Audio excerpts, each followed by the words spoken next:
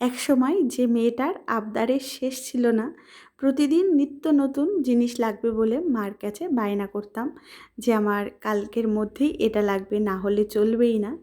আর এখন দেখো সময়ের সাথে সাথে সেই মেয়েটাই কত হিসেব শিখে গেছে। মা তখন বলতো, তুই যে বড় হয়ে কি করবি, তুই যে কি করে সংসার করবি, কিন্তু সেই মাই এখন বলে যে তুই কতটা পরিবর্তন হয়ে গেছিস। আসলে কি বন্ধু বলো তো, অভাব না আসলে না মানুষ হিসেব শেখে না। তো প্রত্যেকটা মানুষের জীবনেই অভাব আসাটা খুবই জরুরি। আর যদি অভাব না আসে, তুমি কোনো কিছুর মূল্যই ঠিকঠাক বুঝতে পারবে না। না তুমি মানুষ চিনতে পারবে, না তুমি একজন পরিপূর্ণ নারী কিংবা পুরুষ হয়ে উঠতে পারবে। আর দেখো আমাদের নিম্ন মধ্যবিত্ত ফ্যামিলি, তাহলে তো বোঝোই যে কতটা হিসেব করে আমাদেরকে চলতে হয়। আর জানো তো, ছোটোবেলায় মায়ের কাছে যদি কিছু আমি আবদার করতাম, মা যতটা মানে সামর্থ্য আমাকে দেওয়ার চেষ্টা করতো।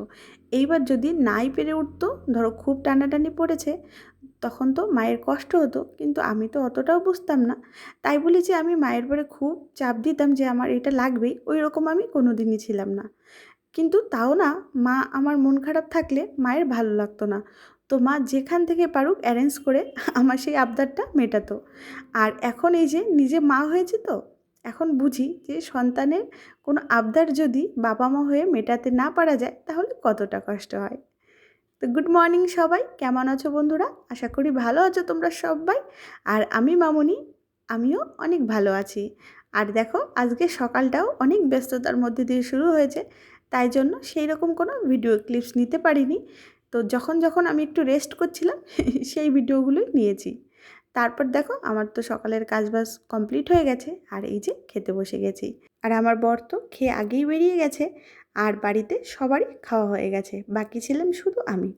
আর ইদানিং যা সবজির দাম বেড়েছে বন্ধুরা, তো আমাদের মতো ফ্যামিলিতে বাজারে গেলে একদম অবস্থা খারাপ হয়ে যাচ্ছে।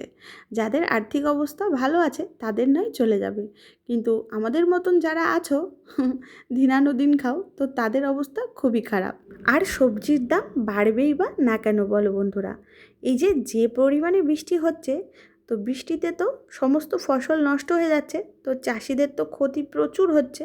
তো তাই জন্যই তো তারা একটু দাম বাড়িয়েছে, তাদেরই বা দোষ দিই কী করে? কিন্তু যাদের আর্থিক অবস্থা ভালো আছে তাদের তো আর সমস্যা নেই, অবস্থা খারাপ এই যে আমাদের মতো মানুষদের। তো যাই হোক বন্ধুরা, এই জন্যে বাড়িতে মা তেমন পদ রান্না করছে না, এই দুই এক রকমে সারছে।